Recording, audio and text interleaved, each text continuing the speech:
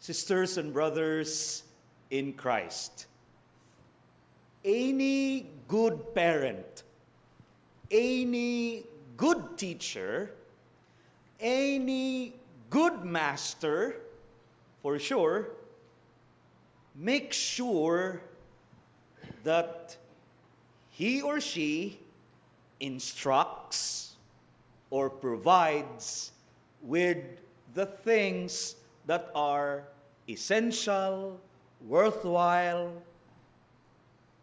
and the things that matter in life.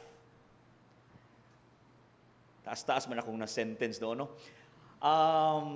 Ang punto diha, wa tingay ginikanan, magtutudlo, o baka amo, nga magunahuna gyud sa ikadaot sa iyang mga ginsakpan.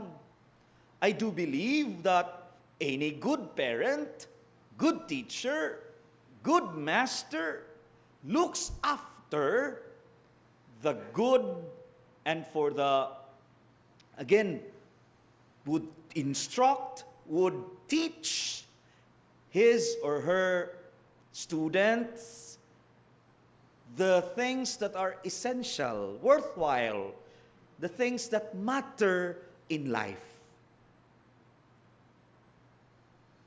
That is the background as I try to ponder on the gospel reading today. When Jesus offers this particular, commonly known as the Lord's Prayer. Kakitaon ta sa kamahinungdanon, kaimportante sa pag-ampo. Kay gitudluan gid ta, gibinlan gid ta ni Jesus ani. Again, I do believe Jesus is a good parent, a good master, a good teacher who instructs and provides the things that are essential in life. And one of these is prayer. I want to continue a little bit. That's the main teaching of Jesus in today's gospel. But if I may have subtopics, at least there are two. In prayer, we see here another important aspect that the Lord is trying to teach us. The relationship matters. Our relationship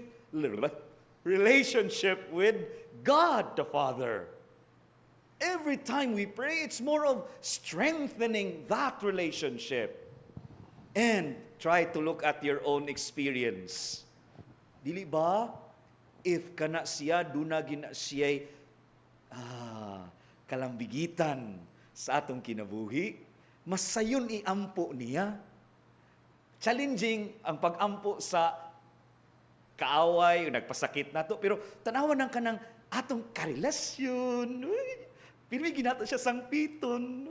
Nya atong siyang mahalaran og pag-ampo diha dayon. Na in that way, as we pray for each other, relationship is strengthened.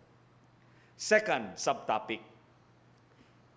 It is, for me, as I try to ponder, a byproduct of our prayer is reconciliation. Sa sige natog ampo, syaro, dili ta maabli, dili ta mo welcome, dili ta makapaningkamot, nga ma-reconcile ta sa usag-usa.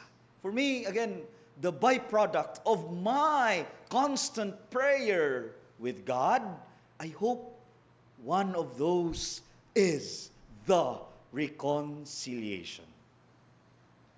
That's all I want to bring here. I'm not a perfect priest, but thanks be to God, I am here trying to offer and share with you things worth pondering as we continue our life.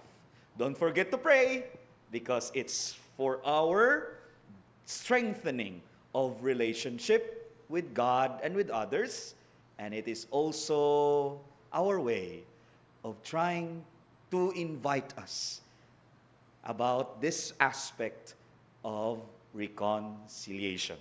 So help us, God.